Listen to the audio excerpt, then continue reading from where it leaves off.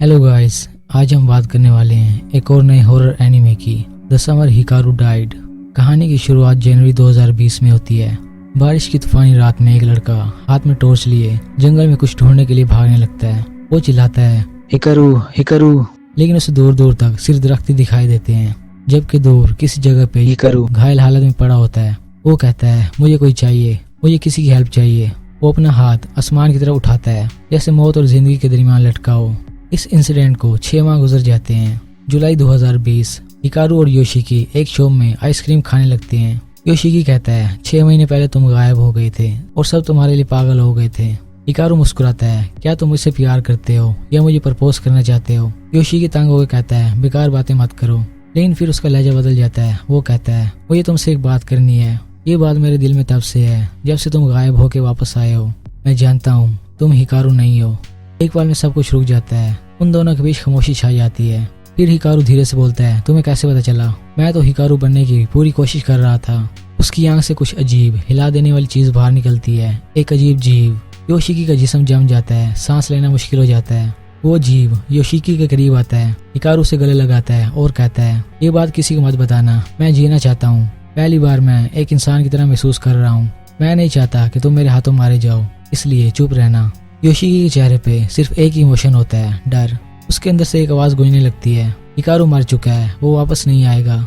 लेकिन ये नकली हिकारू थोड़ी तसल्ली दे देता है। योशिकी कहता है मैं किसी को नहीं बताऊंगा। फिर कहानी फ्लैशबैक लेती है जब दोनों सिर्फ दोस्त थे। एक दिन योशिकी पूछता है वीकेंड पे क्या करोगे? हिकारू कहता है मैं पहाड़ों पे घूमने जाऊंगा, कुछ काम है। योशिकी पूछता है कौन सा काम? हिकारू बोलता है वो एक राज है। प्रेजेंट टाइम में योशिकी की आंख खुल जाती है और वो अपने बेड पे रोने लगता है। उसकी माँ उसे ब्रेकफास्ट के लिए नीचे बुलाने लगती है। वो नाश्ते के बाद स्कूल के लिए निकलने लगता है कि हिकारू वहाँ पहुँच जाता है, पर योशिकी उसे इग्नोर करता है। उसके दिमाग में एक ही बात घूमती है, मैं जानता हूँ ये असली हिकारू नहीं है, लेकिन तुम्हारा यहाँ होना उसके गायब होने से बेहतर है। इसके बाद स्कूल में दोनों सिंगिंग क्लास लेते हैं, जबकि दूसरी तरफ एक आदमी टानाका एक अपार्टमेंट के दरवाजे को लात मार के तोड़ देता है। वो बताता है मैं कंपनी से आया हूँ। वो घर में घुस जाता है और किसी चीज को ढूंढने लगता है। वो उसी जीव को ढूंढने लगता है, लेकिन उसे कुछ नहीं मिलता। वो गुस्से में एक लड़की को कॉल करता है और कहता है ये कंपनी सिर्फ बेकार इंस्ट्रक्शन देती है। स्कूल के बाद हिकारू और योशिकी एक साथ वक्त गुजारते हैं। हिकारू कहता है तुम मुझसे कुछ ज्यादा ही अच्छा बिहेव कर रहे हो क्योंकि मैं एक अजीब जीव हूँ इसलिए। योशिकी कहता है ऐसी बात नहीं, मैं नेचुरली केयर करता हूँ। वो दोनों साइकिल पे आगे बढ़ते हैं। रास्ते में एक औरत उन्हें देखती है और हिकारू को देखते ही उसका रंग उड़ जाता है। थोड़ी देर बाद एक और बूढ़ी औरत उनके सामने आती है जो हिकारू को देखकर चिल्लाने लगती है नानोकी सामा, आप पहाड़ों से वापस आ गए। हिकारू पूछता है नानोकी सामा कौन है? योशिकी कहता है इस कहानी में मत पढ़ो। हिकारू अपना कदम आगे बढ़ाता है और वो बूढ़ी औरत डर के मारे घर में भाग जाती है और हिकारू के अंदर का जीव गुस्से से उबल जाता है। घर वापस जाते हुए योशिकी पूछता है क्या तुमने हिकारू को मारा था? जीव कहता है नहीं, मैं कई सालों से पहाड़ों में भटकता रहा। जब मैंने उसे देखा वो मरने के करीब था, तब मैंने उसकी बॉडी ले ली। उसकी धड़कन अब भी चल रही है, लेकिन वो जा चुका है। इसके बाद योशिकी घर पहुंच के पूछता है क्या तुम मुझे पसंद करते हो? जीव हिकारू कहता है हाँ। योशिकी बोलता है असली हिकारू ने कभी ये नहीं कहा था। योशिकी अंदर जाते हुए कहता है मुझे कभी छोड़ के मत जाना। रात हो जाती है, वो बूढ़ी औरत घबराई होती है। तभी हिकारू, या ये कहना चाहिए वो जीव, उसके घर के बाहर पहुंच जाता है। वो दरवाजा बजाने लगता है और कहता है आपका ऑर्डर देने आया हूँ।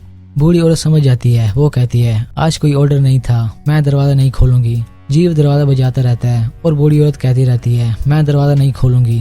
दस्तक आना बंद हो जाती है और आवाज आती है मैं पहले से ही अंदर हूँ। वो औरत पीछे देखती है, उसका मुंह खुला खुला रह जाता है। हिकारू का जीव उसके मुंह के अंदर घुस जाता है। इसके बाद सीन शिफ्ट होता है, पुलिस वहाँ पहुंच जाती है। वो औरत मर चुकी थी। वहाँ 2 लोग आते हैं, उनमें से एक का नाम टाकेडा होता है। वो कहता है वो ये पता था इंडो रिचुअल फेल होगा। एक और आदमी सर पकड़ के बैठा होता है। वो कहता है नानोकी सामा पहाड़ों से वापस आ गए हैं, अब अगला नंबर मेरा है। Okay guys,